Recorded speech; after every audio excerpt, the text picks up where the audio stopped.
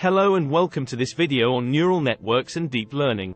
Today we'll be discussing what neural networks and deep learning are, how they work and their real-world applications.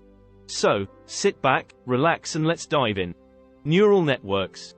Neural networks are computer systems modeled after the human brain that are designed to recognize patterns. They're composed of interconnected nodes, called artificial neurons, that process information.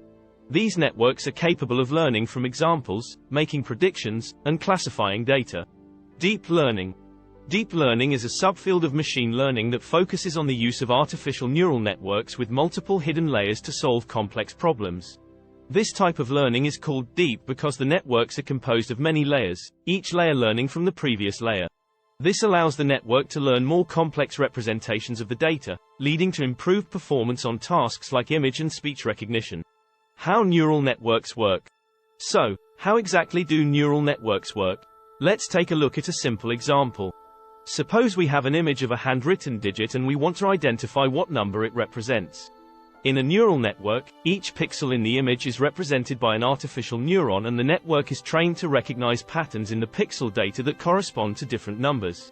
When we present an image to the network, the neurons in the first layer process the pixel data and pass it on to the next layer, which processes the data even further. This continues until we reach the output layer, which provides us with the network's prediction of what number the image represents. Training neural networks. So, how do we train a neural network to make accurate predictions? The process is known as supervised learning, where the network is given a set of labeled examples, and the network is trained to predict the label for a given input. During training, the network makes predictions and compares them to the true labels. Based on the differences between the predicted and true labels, the network updates its weights, which are used to determine the strength of the connections between the neurons. This process is repeated many times, and with each iteration, the network becomes better at making accurate predictions. Real-world applications.